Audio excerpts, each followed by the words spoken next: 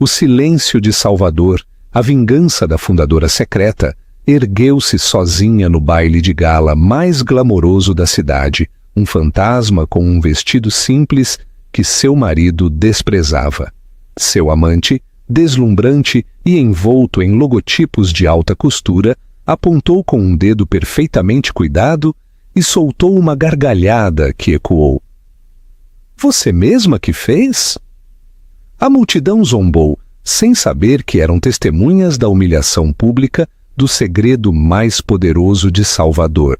Eles pensavam que ela era uma ninguém, uma esposa esquecida, prestes a ser descartada. Não tinham ideia de que o vestido simples que ela usava valia mais do que todas as joias da sala, pois ela não apenas vestia a marca, ela era a marca. O silêncio no apartamento cobertura da Avenida Atlântica era um ser vivo, denso e sufocante.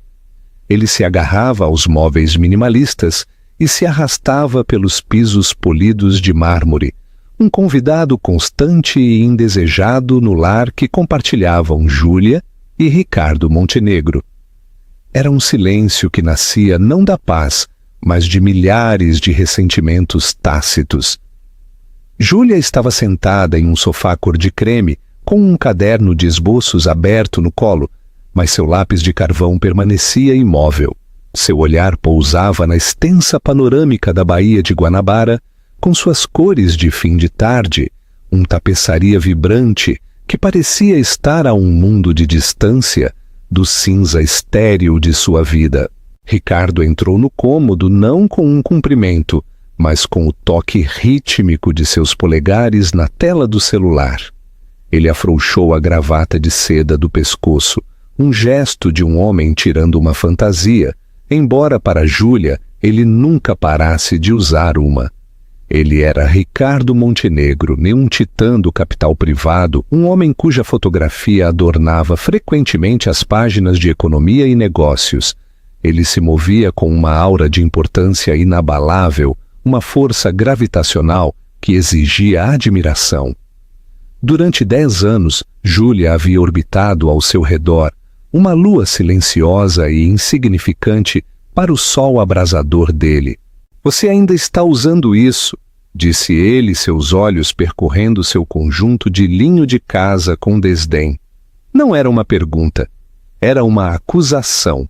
Eu estava trabalhando, respondeu Júlia, sua voz suave, facilmente absorvida pelo cômodo cavernoso. Ela fechou o caderno, escondendo o intrincado design que vinha aperfeiçoando. Trabalhando! Ricardo zombou, um pequeno sorriso cruel dançando em seus lábios. Querida, seu pequeno hobby é charmoso, mas não vamos chamá-lo de trabalho. Trabalho é fechar um negócio de 9 dígitos, não desenhar. Ele gesticulou vagamente em direção ao seu livro, como se o conceito em si estivesse abaixo de sua compreensão. O estúdio dela, um cômodo banhado pelo sol no extremo da cobertura, era seu santuário. Ricardo o chamava de seu quarto de hobbies. Ele não tinha ideia de que era a sede global de um império silencioso. Não tinha ideia de que os esboços que ele desprezava eram a gênese da Aura, a marca de moda mais enigmática e cobiçada do mundo. Uma marca tão exclusiva que não fazia publicidade. Não tinha lojas de rua e operava apenas por convite para sua clientela de bilionários, realeza e celebridades de primeira linha.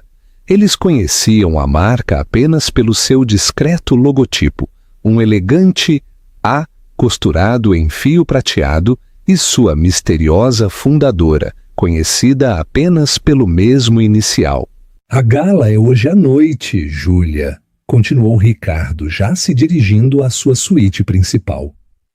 O baile beneficente do Museu de Arte Moderna. Todas as pessoas que importam estarão lá. Preciso que você dê conta do recado, pela primeira vez. As palavras eram um ferrão familiar. Ele a via como um fardo, um acessório simples que era obrigado a carregar. Queria um troféu, e aos olhos dele, Ela era apenas uma medalha de participação. Eu tenho um vestido, disse ela, sua voz firme apesar do tremor em suas mãos. É o Dior que eu mandei. Ele gritou do quarto. O preto. É simples. Claro, você não vai errar com ele. Certo? A palavra era uma jaula. Toda a sua vida com Ricardo havia sido segura. Um casamento seguro e respeitável com um homem poderoso. Um lar seguro e luxuoso no Leblon. Uma existência segura e previsível, onde ela era vista, mas nunca verdadeiramente notada. Mas a segurança havia começado a parecer uma forma lenta e elegante de asfixia. A verdadeira Júlia, a criadora ambiciosa e brilhante da aura, estava ofegando por ar. Mais tarde, de pé em frente ao espelho do seu closet, um vasto espaço repleto de roupas de grife que ela raramente usava, Júlia olhou para o vestido preto da Dior que Ricardo havia escolhido. Era lindo, é claro, clássico, impecável e absolutamente desprovido de personalidade. Era um uniforme para esposas de homens poderosos. Ao lado dele, pendurado em um cabide simples, estava sua própria criação. Era o vestido do seu caderno de esboços tornado realidade. O tecido era uma mistura única de seda e fibra de carbono que ela havia desenvolvido com uma pequena oficina em Como, Itália. Um material que parecia beber a luz, mudando de um cinza bizarro profundo para prata líquida a cada movimento. O corte era enganosamente simples. Uma gola alta, mangas longas e uma silhueta coluna que roçava o corpo. Mas sua genialidade residia nos detalhes. Uma cascata de pregas incrivelmente finas, costuradas à mão, que caíam por um dos lados. Uma técnica distintiva da aura, conhecida por seus devotos seguidores como a costura cascata. Era elegante, sóbrio e poderoso. Era tudo o que ela era e tudo o que Ricardo não via. Seu celular vibrou sobre a penteadeira.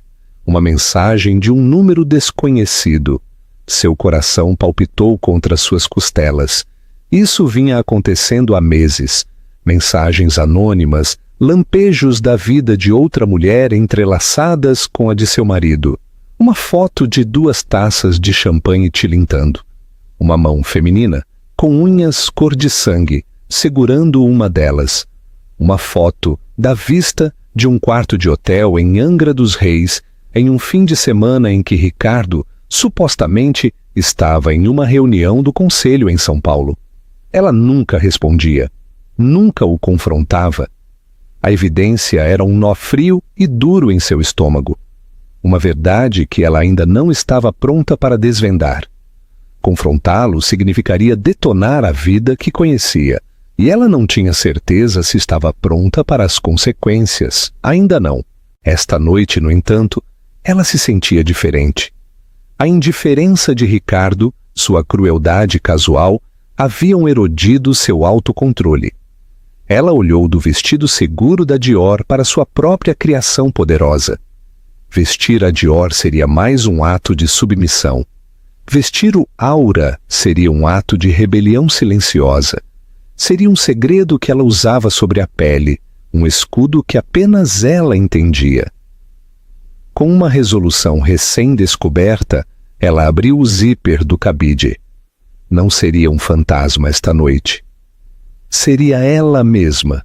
Quando ela saiu do quarto, Ricardo estava esperando ao lado da porta, checando seu Rolex com impaciência teatral. Ele olhou para cima e um fugaz momento de confusão registrou-se em seu rosto antes de voltar à sua máscara habitual de desaprovação. — O que é isso? Ele perguntou, seus olhos percorrendo seu vestido. — Onde está o Dior? Decidi colocar isto no lugar, disse Júlia com voz calma. — Você decidiu? Ele soltou uma risada curta e sem humor. — Parece... Feito em casa, Júlia. Vamos ser fotografados. Esta não é a noite para seus projetinhos. Vá e troque. Agora. A contundência em seu tom era absoluta. Era uma ordem, não um pedido. Durante 10 anos ela teria obedecido. Teria voltado ao armário derrotada e vestido o uniforme que ele havia escolhido para ela. Mas esta noite, a mulher que construiu uma empresa de 100 milhões de reais do zero encontrou sua voz. "Não", disse ela. Foi uma única palavra proferida, sem calor, mas ficou suspensa no ar entre eles como uma barreira de aço. "Eu vou usar este vestido." Ricardo olhou fixamente para ela, com o maxilar tenso de fúria. Ele estava prestes a discutir, a ordenar, mas o motorista tocou a campainha do hall. Estavam atrasados. Com um som de puro desgosto, ele se afastou dela. "Ótimo", ele resmungou. "Mas quando as pessoas rirem, não venha chorar para mim. Fique fora do meu caminho esta noite. Misture-se com as outras esposas. Simplesmente não me envergonhe." Ele saiu da cobertura sem olhar para trás. Júlia respirou fundo, a seda única de seu próprio design, fresca e reconfortante contra sua pele. Ele pensou que o vestido era sua fraqueza. Ele não tinha ideia de que era sua armadura. O campo de batalha no baile. O grande salão do Copacabana Palace era um espetáculo impressionante, de poder e riqueza. Arcos altíssimos, obras de arte inestimáveis e arranjos florais do tamanho de carros pequenos formavam o pano de fundo para a elite brasileira. O ar vibrava com uma sinfonia de conversas sussurradas, o tilintar de taças de champanhe e o flash quase constante dos fotógrafos. Homens de smoking feitos sob medida navegavam pela sala com graça predatória, enquanto mulheres cobertas de diamantes da H.I. Stern e envoltas em alta costura de casas como Givenchy e Dior brilhavam como constelações. Júlia Montenegro moveu-se através de tudo como um fantasma.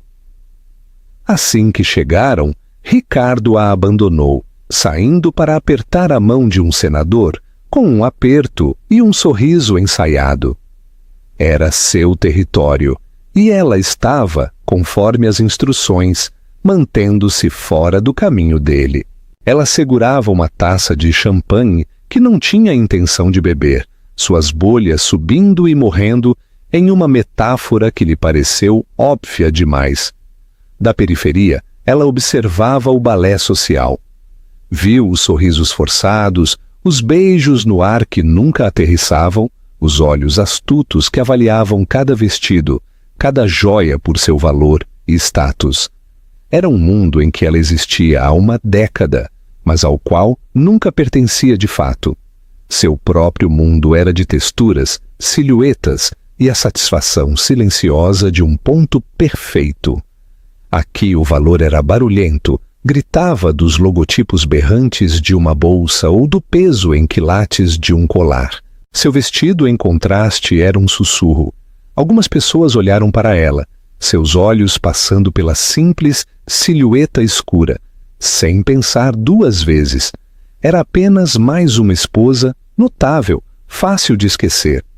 O pensamento, que um dia a teria magoado, agora provocava um pequeno sorriso secreto em seus lábios.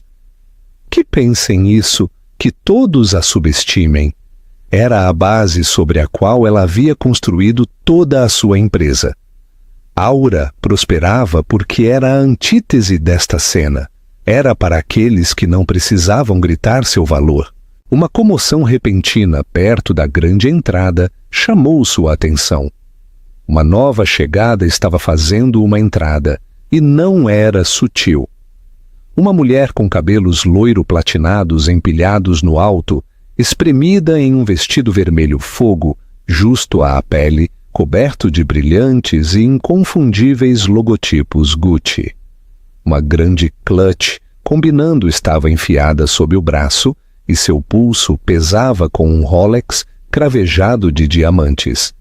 Ela riu, um som alto e teatral, projetado para atrair todos os olhares da sala. E em seu braço, radiante de orgulho, estava Ricardo. O nó frio em seu estômago apertou-se em um bloco de gelo. Era ela, a mulher das fotos anônimas, a mão com as unhas cor de sangue. Vê-la pessoalmente, agarrada ao seu marido no evento mais público do ano, era um tipo diferente de dor. Era uma declaração pública descarada de sua traição. Nem sequer estava tentando se esconder. Ele guiou a mulher pela multidão, apresentando-a aos seus parceiros, não como um date, mas com uma fina camada de profissionalismo que não enganou ninguém. Esta é Tiffany Vasconcelos. Ela ouviu Ricardo dizer a um CEO de banco. Uma consultora de marketing incrivelmente talentosa, que tem sido fundamental em nossa nova expansão europeia. Tiffany se pavoneou sob a atenção. Seus olhos percorriam a sala avaliando sua audiência, absorvendo a inveja que ela assumia estar inspirando. Júlia observou a mão de Ricardo pousar possessivamente na parte inferior das costas de Tiffany. Um gesto de intimidade que ele não lhe mostrava há anos. Ela sentiu uma onda de náuseas. Precisava ir embora. Poderia deslizar por uma porta lateral, chamar um carro e estar de volta ao silêncio estéril da cobertura em 20 minutos. Mas então, o olhar de Tiffany varreu a sala e pousou diretamente sobre ela. Um sorriso lento e venenoso se espalhou por seus lábios vermelhos perfeitamente pintados. Ela sussurrou algo no ouvido de Ricardo e ele seguiu seu olhar. A expressão dele azedou. Um lampejo de aborrecimento cruzou seu rosto antes de ser substituído por algo mais cruel. Diversão. Eles começaram a caminhar em sua direção, não contornando os grupos de convidados, mas diretamente através deles, criando um caminho, um anúncio silencioso de que um confronto era iminente. A multidão se separou ligeiramente, sentindo o drama iminente. O zumbido baixo da conversa ao redor de Júlia começou a falhar enquanto as pessoas se viravam para olhar. Os pés de Júlia pareceram enraizados no chão. Todo instinto gritava para ela fugir, escapar da humilhação que ela sabia que estava por vir. Mas então ela sentiu o peso sutil de seu vestido contra sua pele. A costura cascata, uma coluna silenciosa de aço contra a dela. Ela havia passado uma década se encolhendo, tornando-se pequena e aceitável para o mundo de Ricardo. Não mais. Ela levantou o queixo, sua expressão serena, e esperou. A serpente estava vindo até ela e pela primeira vez em sua vida, Júlia Montenegro não tinha medo de ser mordida. Estava pronta para morder de volta. A taça de champanhe em sua mão estava firme. Seu coração, antes um pássaro frenético em seu peito, batia com um ritmo lento e poderoso. Este não era apenas um salão de baile, era um campo de batalha, e ela estava vestindo sua armadura. O ar ficou denso enquanto Ricardo e Tiffany se aproximavam, uma bolha de silêncio predatório se expandindo ao redor dela. Os convidados próximos caíram em uma vigilância silenciosa, seus rostos uma mistura de pena e curiosidade lasciva. Um drama público no baile do Man era melhor do que qualquer teatro. Tiffany parou a 1 metro de Júlia. Seus olhos fizeram uma avaliação lenta e ofensiva, começando pelos simples sapatos pretos de Júlia e viajando até seu rosto antes de descartá-la completamente para focar no vestido. Ela soltou uma risadinha, um som tilintante e quebradiço que rangia.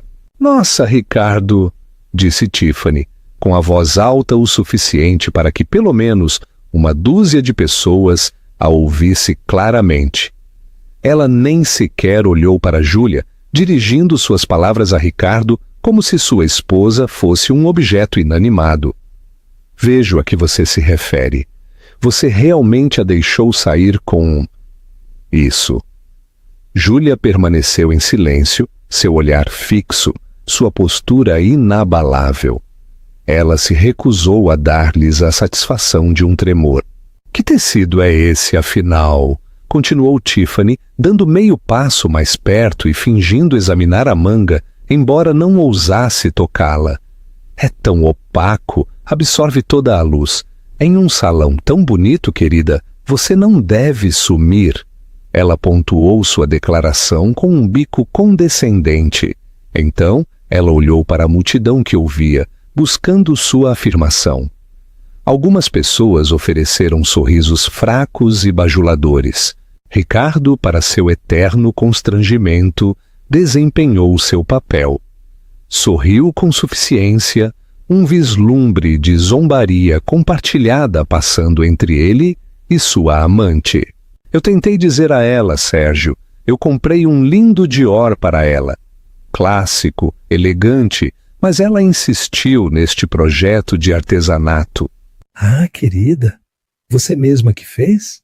Tiffany finalmente se dignou a olhar Júlia nos olhos, os dela abertos com falsa simpatia. Que pitoresco! Você fez uma aula? É que a costura aqui... Ela apontou com uma unha longa e esmaltada de vermelho para a intrincada costura cascata. Está toda franzida e esquisita. Parece que foi feita em uma aula de economia doméstica. Sabe? Para um homem do status de Ricardo, esperava-se que sua esposa, pelo menos, vestisse algo que não fosse um grito de socorro. O insulto foi preciso, projetado para infligir o máximo de dano. Visou não apenas sua aparência, mas sua percepção de falta de status, sua suposta incompetência e sua dependência da riqueza de Ricardo. Destinava-se a pintá-la como uma dona de casa patética e distraída, brincando de se fantasiar. Os sussurros ao redor dela ficaram mais altos.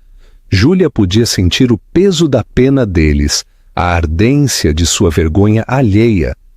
Ela viu a dona Eliana, uma colunista de fofoca sonhadora, sussurrando animadamente atrás de seu leque para uma companheira. Isso estaria nas colunas sociais pela manhã.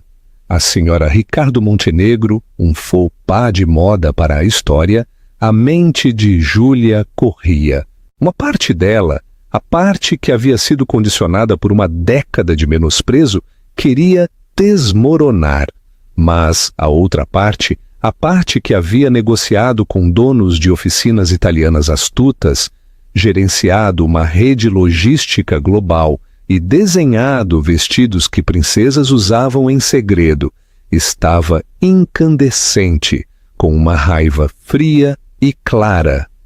Estavam zombando do trabalho de sua vida. Estavam zombando de sua alma e nem sequer sabiam. Ela tomou um gole lento e deliberado de seu champanhe. Seus olhos nunca deixaram os de Tiffany. Ela pousou a taça na bandeja de um garçom que passava com um clique silencioso. É interessante que você mencione a costura, disse Júlia, sua voz cortando os sussurros com surpreendente clareza e calma. É preciso um olho verdadeiramente perspicaz para apreciar o verdadeiro artesanato. A maioria das pessoas simplesmente se distrai com as coisas brilhantes. A cutucada educada acertou o alvo. O sorriso de Tiffany ficou tenso. Ela estava acostumada com as pessoas se sentindo intimidadas por ela. Não estava preparada para uma resposta calma e analítica. Coisas brilhantes. Tiffany riu, movendo seu pulso para que seu Rolex capturasse a luz. Querida, este é um relógio de 40 mil reais. O vestido é Gucci de passarela. Isto se chama artigos de luxo. Você deveria experimentar algum dia. Ah, espere, acrescentou ela, sua voz pingando falsa pena. Tenho certeza de que Ricardo pode conseguir um bom aumento de sua mesada se você pedir docemente. Ricardo passou o braço pela cintura de Tiffany, puxando-a em um gesto de solidariedade. Chega, Júlia, você está armando uma cena. Tiffany está apenas sendo honesta. Não é um look lisonjeiro. Honesta? O olhar de Júlia se voltou para seu marido. O homem a quem um dia amou. o homem a quem apoiou e defendeu. Vê-lo ali, defendendo a mulher com quem dormia enquanto a humilhava publicamente, finalmente cortou o último fio de afeto que sentia por ele. O nó de dor em seu estômago não desapareceu, mas transmutou-se em algo completamente diferente. Tornou-se combustível. Não, Ricardo, disse sua voz descendo a um tom baixo e perigoso. Honestidade não é o que está acontecendo aqui. Isto é crueldade e ignorância. Antes que Tiffany pudesse replicar com outro dardo venenoso, uma nova voz se juntou à conversa, uma que carregava um peso inegável de autoridade. Ignorância é a palavra certa. A pequena multidão se separou ligeiramente, e uma mulher com olhos aguçados e inteligentes e um severo corte bob prateado deu um passo à frente. Ela estava impecavelmente vestida, com um blazer Schiaparelli feito sob medida. Júlia a reconheceu instantaneamente. Era Beatriz Almeida, a lendária editora-chefe da Vogue Brasil, a única pessoa na sala cuja opinião sobre moda não era uma opinião, mas um veredito. E ela estava olhando com uma expressão de absoluta reverência para o vestido de Júlia. Beatriz Almeida não era uma mulher dada a devaneios. Aos 62 anos, ela reinava sobre o mundo da moda há 3 décadas, com uma vontade de ferro, um conhecimento enciclopédico e um olho tão perspicaz que podia detectar um ponto falso do outro lado de um salão cheio de gente. Ela havia criado e destruído carreiras com uma única frase mordaz em uma carta editorial. Esta noite, ela estava no baile por um dever profissional, achando todo o assunto previsível e tedioso, os suspeitos de sempre com as etiquetas habituais. Não havia arte, não havia descoberta, até que ela viu o vestido. Do outro lado do salão de baile, sua atenção havia sido capturada não pelo drama do confronto. Tais disputas mesquinhas eram moeda corrente nesses círculos, mas por um lampejo de movimento. Uma mulher com um vestido escuro havia se movido, e por uma fração de segundo, a luz capturou uma cascata de tecido em seu lado que se movia com uma fluidez quase orgânica. Era uma ondulação de sombra líquida. O fôlego de Beatriz havia sido cortado. Ela se aproximou, seus instintos jornalísticos zumbindo. Ela reconheceu a tensão latente ao redor do pequeno grupo, o tablô clássico do marido poderoso, a amante chamativa e a esposa assediada. Mas ela desconectou a voz estridente da mulher loira. Seu foco estava completamente no vestido usado pela morena calma e equilibrada. O tecido era extraordinário, uma mistura de seda e fibra de carbono, de toque suave, com um acabamento fosco que desafiava as luzes brilhantes do salão de baile. Era uma declaração de não declaração, uma rejeição confiante ao tema ostensivo da noite. O design era minimalista, sim, mas o corte era magistral, um testemunho de uma estilista que entendia a arquitetura da forma humana. E então havia a costura. O coração de Beatriz começou a bater mais rápido. Não estava franzida nem estranha, como a loira havia afirmado tão ignorantemente. Era uma maravilha de habilidade técnica, uma costura cascata, uma assinatura tão única, tão difícil de executar, que só poderia pertencer a uma estilista. Aura. Nos últimos 18 meses, Aura havia sido a obsessão do mundo da moda. A marca havia surgido do nada, aparecendo em tapetes vermelhos, em um punhado de atrizes de primeira linha, meticulosamente escolhidas, que se recusavam a nomear a estilista. Suas peças eram inatingíveis, quase míticas. Não havia comunicados de imprensa, nem entrevistas, nem desfiles de moda. A única maneira de adquirir uma peça era ser convidado pessoalmente. A fundadora da marca era conhecida apenas como A, uma figura mais misteriosa que o Banksy. Beatriz havia designado seus melhores repórteres investigativos para desmascarar mas eles não encontraram nada. A empresa era uma fortaleza de empresas de fachada e acordos de confidencialidade. Beatriz havia visto fotografias das poucas peças existentes da Aura, estudando-as com a intensidade de um historiador de arte, examinando um Da Vinci perdido. Ela conhecia a costura cascata, mas o vestido que aquela mulher usava era diferente. Era mais avançado, mais refinado. Não era da coleção que ela conhecia. Tinha que ser uma peça nova, uma peça sob medida, uma peça de alta costura do ateliê privado da fundadora. Sua mente estava cambaleando. Quem era aquela mulher? Como ela, a aparentemente invisível esposa de Ricardo Montenegro, havia conseguido um vestido sob medida da casa de moda mais exclusiva do planeta? A pergunta a consumiu, anulando todo o decoro social. Tinha que saber. Foi então que ela ouviu o último comentário idiota de Tiffany Vasconcelos sobre artigos de luxo e mesadas, seguido pela desconsideração humilhante da própria esposa por Ricardo Montenegro. A ignorância pura e chocante de tudo foi o que impulsionou Beatriz para a frente. Esses tolos não tinham ideia do que estavam vendo, estavam parados diante de uma obra-prima e a chamavam de rabisco. Ignorância é a palavra certa, disse Beatriz, sua voz cortando a atmosfera tensa. Ela entrou no círculo, sua presença formidável, mudando instantaneamente o equilíbrio de poder. Ela ignorou completamente Tiffany e Ricardo. Sua atenção se concentrou inteiramente em Júlia. Peço desculpas por interromper, disse ela, seu tom respeitoso, quase reverencial. Mas tenho observado seu vestido nos últimos 10 minutos. É sem dúvida a peça mais magnífica nesta sala esta noite. Um suspiro coletivo se espalhou entre os espectadores. A mandíbula de Tiffany se abriu. Sua expressão de presunção presunçosa desmoronou em confusão. Ricardo parecia irritado, sua testa franzida. Quem era aquela mulher para interromper seu drama? Beatriz deu um passo mais perto de Júlia, seus olhos traçando a linha da costura cascata com adoração profissional. Aquele vestido é um aura, não é? O nome caiu como uma bomba.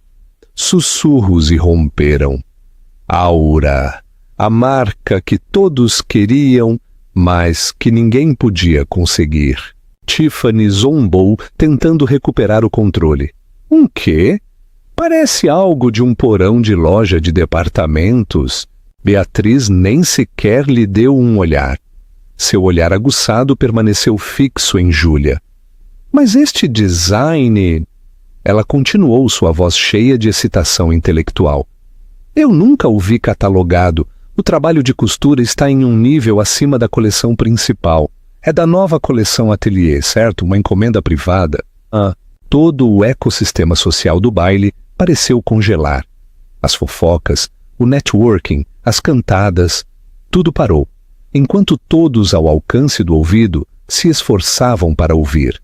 A esposa recatada e envergonhada de Ricardo Montenegro, estava vestindo um vestido sob medida da casa de moda mais misteriosa e exclusiva do mundo. A narrativa acabara de dar uma guinada. Ricardo estava olhando para Júlia, um lampejo de incredulidade em seus olhos. Ele conhecia o nome Aura. Uma de suas clientes mais ricas, uma princesa saudita, estava em lista de espera por um casaco Aura há mais de um ano. Ele havia descartado isso como marketing para os novos ricos. Júlia sentiu uma onda de adrenalina. Este era o momento, o precipício. Ela poderia se retirar para as sombras ou sair para a luz. Ela encontrou o olhar inquisitivo e inteligente de Beatriz Almeida e não viu uma ameaça, mas uma aliada. Ela deu um pequeno e elegante aceno. Sim, é. A confirmação enviou outra onda de choque pela multidão.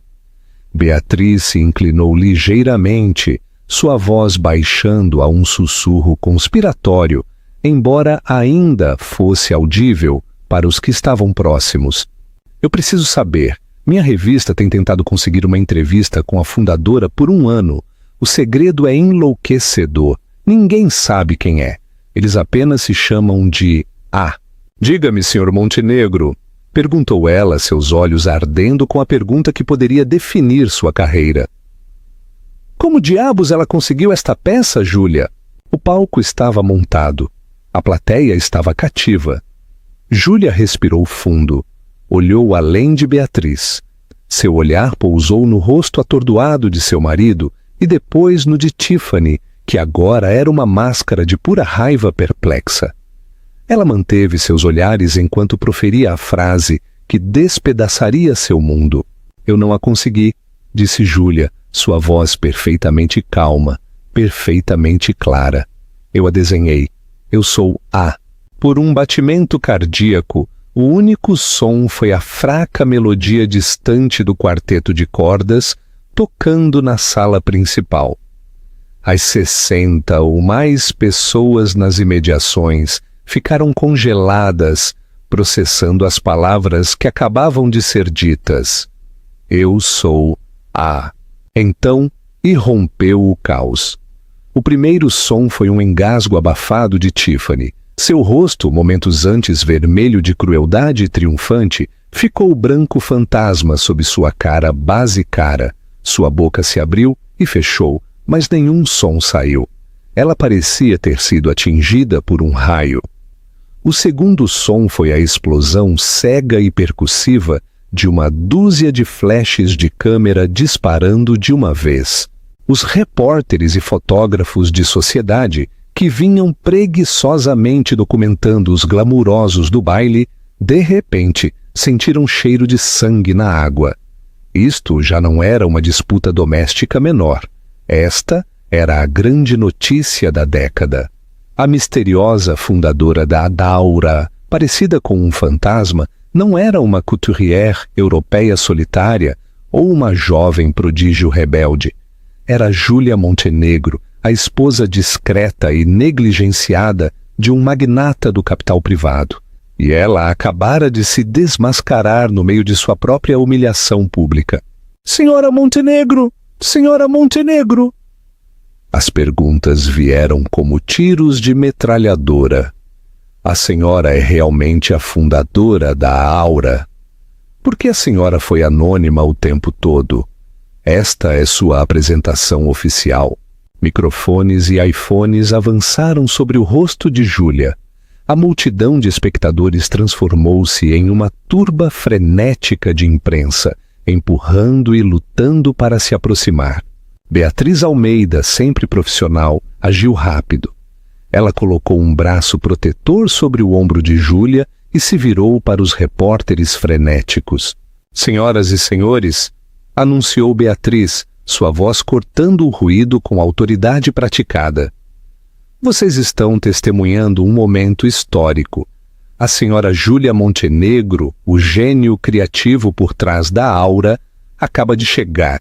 Ela dará à Vogue uma entrevista exclusiva na próxima semana. Por enquanto, por favor, deem espaço a ela. Foi um golpe de mestre. Ela havia reivindicado o domínio e protegido Júlia em um único movimento. Ricardo estava paralisado, seu rosto um tablô grotesco de choque e horror incipiente. Sua mente, geralmente tão rápida em calcular, estava em curto-circuito. Júlia, sua quieta, entediante, hobbyista de desenho. Júlia, a criadora da Aura, a marca sobre a qual se sussurrava nas salas de reunião e nas cortes reais mais exclusivas do mundo. Era impossível, era ridículo, e, no entanto, ele viu. As noites até tarde em seu estúdio, que ele havia descartado como devaneios sem rumo. As entregas misteriosas de tecidos e moldes que ele havia reclamado lotarem o elevador de serviço. sua confiança silenciosa, que tanto o havia enfurecido mais cedo naquela noite. Tudo se encaixou com uma clareza nauseante. A mulher que ele passou uma década subestimando sistematicamente, a mulher a quem acabara de envergonhar publicamente, não era apenas rica por direito próprio, mas era uma força cultural. Era uma criadora, uma artista, um titã em um mundo que ele nem sequer conseguia entender. Quanto mais entrar, a dinâmica de poder de todo o seu casamento acabara de ser invertida da maneira mais espetacular imaginável. Mas foi a reação de Tiffany a mais reveladora. A cor estava voltando ao seu rosto em manchas vermelhas irregulares de pura raiva e mortificação. O vestido que ela usava, os logotipos Gucci que haviam sido sua armadura, seu símbolo de superioridade, agora pareciam completamente patéticos. Era um luxo produzido em massa, um grito desesperado por atenção. O vestido que Julia usava era o oposto, era um sussurro de poder verdadeiro, um aperto de mão secreto entre a elite global. E Tiffany acabara de chamá-lo de lixo caseiro na frente de Beatriz Almeida. Ela olhou fixamente para a costura cascata do vestido de Julia, o mesmo detalhe do qual havia zombado, e viu o que era: uma marca de gênio. A multidão não a olhava mais com inveja. Olhavam para ela com desprezo. Algumas pessoas estavam zombando abertamente. Ela, Tiffany Vasconcelos, a mulher que vivia e respirava marcas, havia cometido o pecado social supremo. Ela provou que não conseguia reconhecer a verdadeira classe. Ela havia confundido uma rainha com uma camponesa.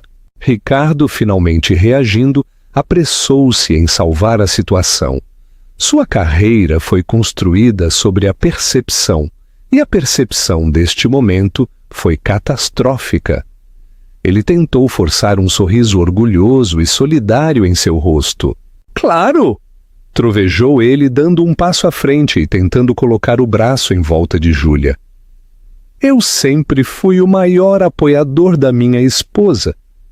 Sua criatividade é ilimitada. Nós só queríamos manter em segredo para o bem dela."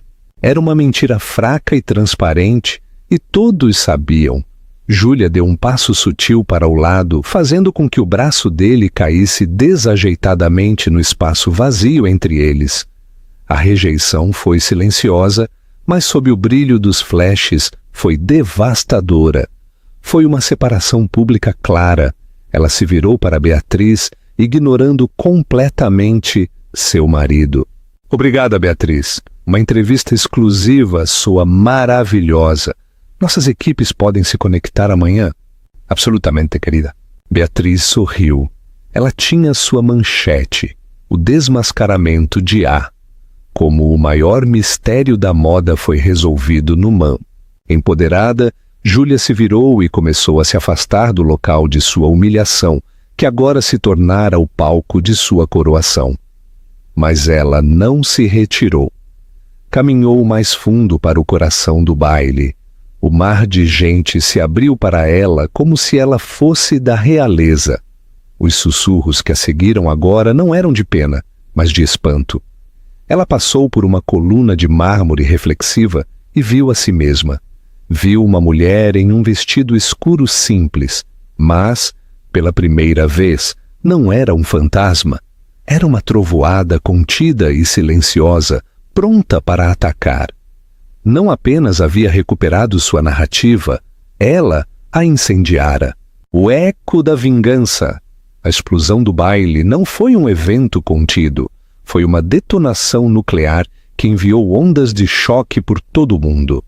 Quando Julia voltou para a cobertura sozinha, tendo pego um carro separado, a história já era o assunto número 1 em tendência global. Fundadora Aura, Julia Montenegro, o vestido. Seu celular, que estivera silencioso, era um tijolo de notificações, mensagens de texto, e-mails, chamadas perdidas de números que ela não reconhecia, alertas de notícias de O Globo, Folha de São Paulo, Estadão. As manchetes eram sensacionais, bíblicas em seu fervor. O fantasma da moda revelado, o desmascaramento de Júlia Montenegro, de esposa dispensada à magnata do design, a história que abalou o baile do MAM. Tiffany Vasconcelos, a mulher que zombou de uma obra-prima, carreira social em chamas. O artigo do jornal Extra foi particularmente brutal, com uma foto em tela dividida. De um lado estava Júlia, parecendo serena e poderosa em seu vestido aura. Do outro, um close-up do rosto horrorizado de Tiffany, legendado: a cara de quem escolheu a briga errada. Tiffany havia se transformado instantaneamente de um objeto de inveja em um meme global. Seu nome se tornou taquigrafia para a arrogância ignorante. Tiff, a brega, como a internet a havia batizado, era a piada. Júlia tirou os saltos e caminhou em direção às janelas do chão ao teto, olhando para a cidade brilhante que agora zumbia com seu nome. Ela sentiu uma profunda sensação de libertação, como se estivesse prendendo a respiração por 10 anos e finalmente tivesse expirado. O medo havia desaparecido, substituído por uma calma férrea. O som da porta da cobertura se abrindo de rompante a fez-se virar. Ricardo entrou cambaleando, seu rosto pálido e demacrado. Seu smoking perfeito estava amassado, sua gravata desfeita. Ele parecia um homem que acabara de sobreviver a um naufrágio. Júlia! Ele respirou, a voz rouca. Você tem que me ajudar. Você tem que emitir um comunicado. Diga a eles que eu sabia. Diga que foi um truque de marketing que planejamos juntos. Júlia simplesmente o olhou. Seu silêncio mais condenatório do que qualquer acusação. Você entende o que aconteceu? Ele disparou, passeando pelo cômodo como um animal enjaulado. Meu telefone não para de tocar. Meus investidores, meus sócios, estão rindo de mim. Eles pensam que sou um tolo, que não sabia que sua própria esposa era um gênio. Isso me faz parecer fraco, impotente. Você é um tolo, Ricardo, disse Júlia, sua voz desprovida de emoção. E você é fraco. Você ficou ali e deixou aquela mulher me destruir para reforçar seu próprio ego patético. Você sorriu com suficiência. Eu nunca esquecerei esse sorriso. O desespero tomou conta dele. Ele mudou de tática. Sua voz suavizou, tornando-se suplicante. Juju, por favor, pense em tudo o que construímos juntos, esta casa, nossa vida. Eu te amo. Eu fui um idiota. Eu estava estressado com o trabalho. Ela não significa nada para mim. Foi um erro. Podemos consertar isso. Podemos ser um casal poderoso, você e eu, Montenegro e Aura. Podemos ser imparáveis. Foi a exibição mais patética e transparente que ela já havia testemunhado. Ele não a amava. Amava o que ela agora representava. Poder, prestígio e um nível de prestígio cultural que seu dinheiro nunca poderia comprar. Ele a via não como uma mulher, mas como um ativo novo e mais valioso a ser adquirido. Não há a nós, Ricardo, declarou ela, caminhando em direção ao seu quarto.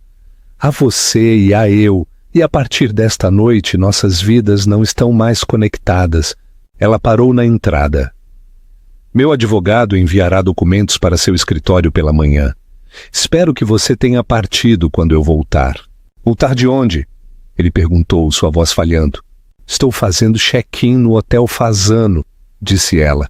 Preciso de um lugar para trabalhar onde não seja incomodada pelo cheiro de traição.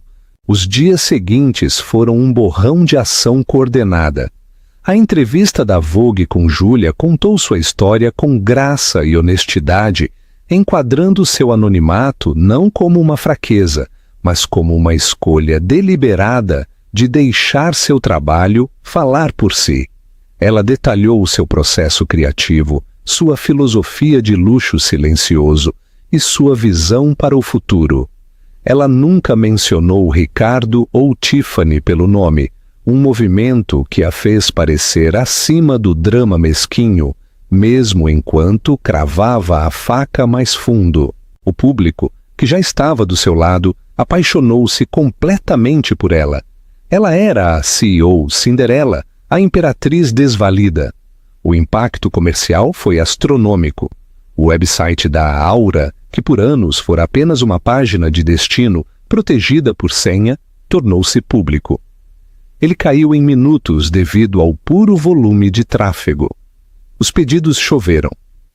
Gigantes do varejo como Lojas Americanas e Harrods, este último, embora inglês, conhecido pela elite brasileira, que antes não tinham conhecimento da marca, agora estavam em uma guerra de lances para serem os primeiros a estampar uma linha prêt-à-porter da Aura. A avaliação de sua empresa privada não apenas dobrou ou triplicou, multiplicou-se por um fator de 10 da noite para o dia. Analistas financeiros estimaram que seu patrimônio líquido estava nas altas 9 cifras, ofuscando a própria fortuna de Ricardo. Ricardo, enquanto isso, estava em queda livre. Sua tentativa de se posicionar como um marido apoiador foi brutalmente ridicularizada pela imprensa. Começaram a surgir vazamentos sobre seu caso com Tiffany e outras mulheres. Um membro proeminente do conselho de uma empresa que ele estava tentando adquirir renunciou publicamente, citando sua conduta pessoal nojenta e não profissional.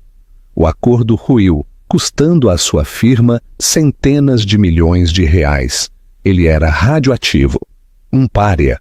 O homem que tinha tudo estava perdendo tudo. Tudo porque ele não conseguia ver o valor na mulher que dormia ao seu lado. Júlia viu tudo se desenrolar não com alegria, mas com uma sensação de reequilíbrio cósmico. Não era vingança, era karma. Era a consequência natural de uma década de escolhas. Ricardo havia construído sua vida sobre uma base de arrogância e desrespeito, e o chão finalmente havia cedido. 3 meses haviam se passado desde a noite que dividiu a vida de Júlia em um antes e um depois. A dissolução legal de seu casamento foi, afinal, um anticlimax. Ela se sentou em uma sala de conferências estéril com paredes de vidro no alto da Avenida Rio Branco, o decreto de divórcio final estendido à sua frente sobre uma mesa de mogno. Sua advogada, uma mulher perspicaz e empática chamada Almeida, havia detalhado os termos do acordo. Foi mais do que uma vitória, foi uma aniquilação. A cláusula de desgraça pública, uma relíquia de um tempo em que Júlia tinha um vislumbre de previsão que ela nem sabia possuir, havia sido a ruína de Ricardo. Sua equipe jurídica lutou, é claro. Houve telefonemas frenéticos de súplica, seguidos por outros irritados e ameaçadores. Eles tentaram pintar Júlia como manipuladora, como se ela tivesse planejado todo o incidente do baile.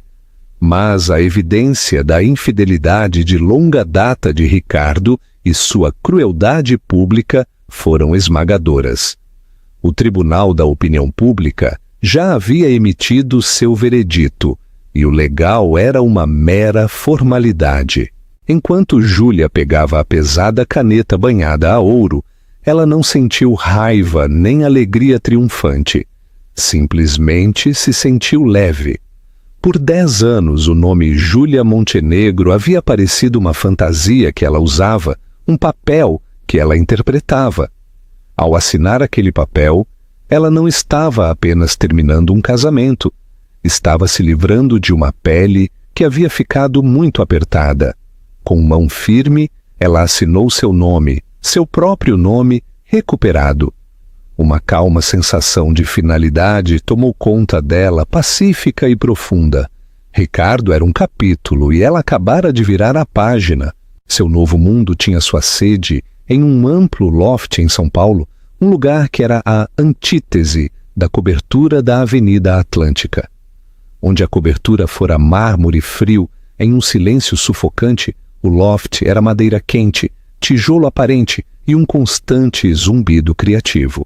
A luz do sol se filtrava através de enormes janelas industriais, iluminando esboços presos nas paredes e rolos de tecidos requintados que se erguiam como sentinelas silenciosas e coloridas. Isto não era um quarto de hobby, era o coração de um império, e Júlia era sua soberana indiscutível. Assumir o papel de CEO, com rosto público, havia sido intimidante. A criadora que se escondera atrás da letra A por tanto tempo, agora tinha que liderar reuniões do conselho e aprovar orçamentos de marketing. Havia momentos de madrugada em que um fantasma da antiga dúvida sussurrava. Mas então ela caminhava por seu estúdio, passava a mão por uma nova mistura de seda e o sentimento desaparecia, substituído pela confiança inabalável que vinha de saber, no fundo de seus ossos, que estava exatamente onde deveria estar. Essa filosofia tornou-se a base de sua liderança. Uma semana antes de sua estreia na Semana de Moda de São Paulo, Júlia reuniu sua jovem e brilhante equipe.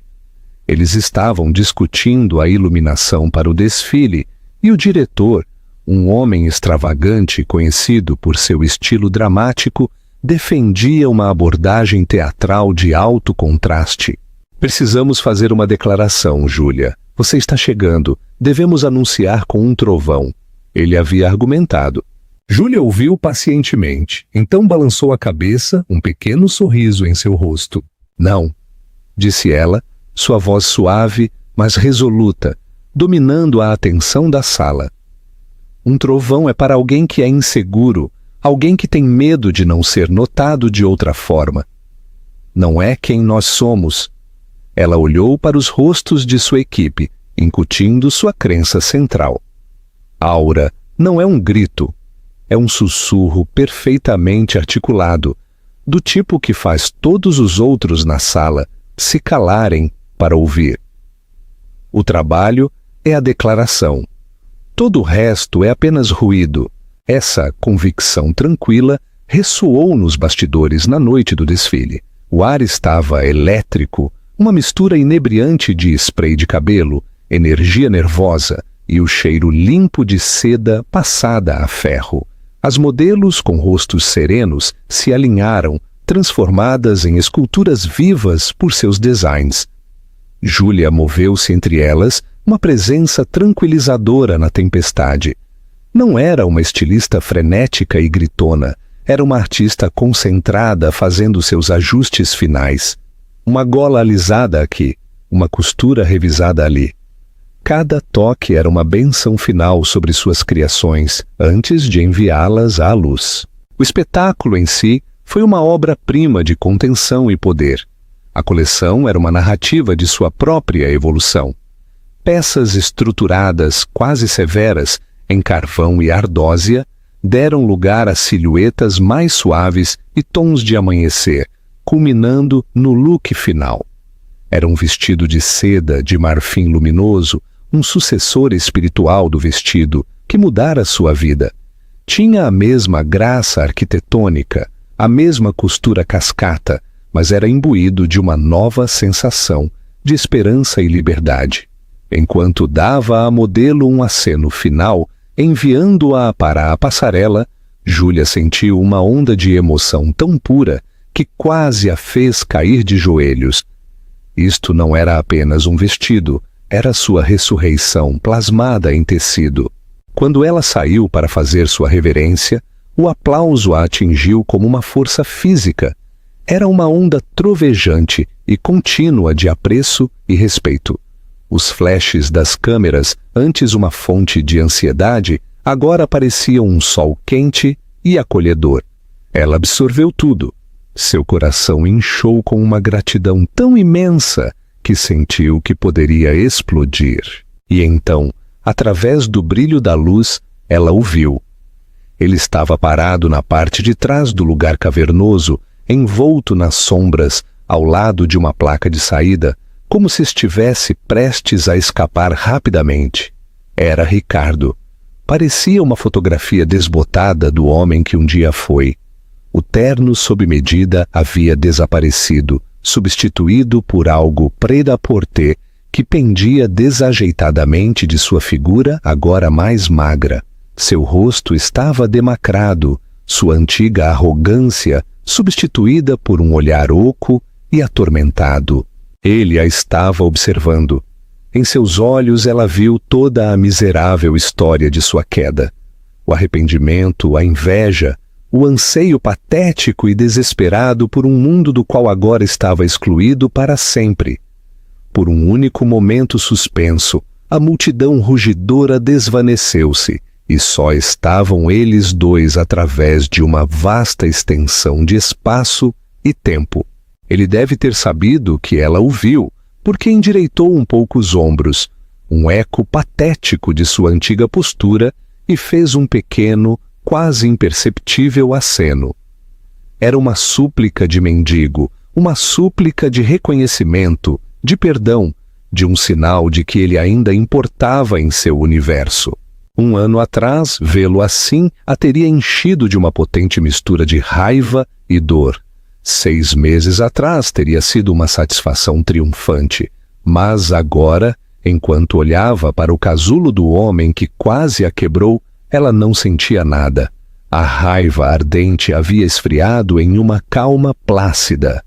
Ele não tinha mais poder sobre ela, não podia feri-la, não podia irritá-la, nem mesmo podia inspirar sua pena. Era simplesmente um fato, um artefato de uma vida passada. Ela manteve seu olhar por mais um segundo e então lhe devolveu o gesto. Não foi um gesto de perdão ou reconhecimento. Foi um único, pequeno e desdenhoso movimento de seu queixo, do tipo que se dá a um estranho que passa, um reconhecimento impessoal da existência antes de seguir em frente. E então ela lhe deu as costas, definitiva e para sempre. Virou-se para a luz, para os aplausos, para o futuro brilhante e ilimitado que havia construído com suas próprias mãos. Levantou a mão para a multidão que a aplaudia. Um sorriso genuíno finalmente adornando seus lábios. Ele podia ficar nas sombras perto da saída. Ela estava em casa. Reflexão final e chamada à ação. A história de Júlia é um poderoso lembrete de que o verdadeiro valor não é medido em logotipos chamativos ou na aprovação dos outros, mas na confiança silenciosa de sua própria criação. Ela trocou um casamento tóxico por um império global, provando que a melhor vingança não é apenas viver bem, mas construir um legado que eles só podem observar de fora. Ela não precisou gritar para ser ouvida. Seu gênio sussurrou, e o mundo se inclinou para ouvir.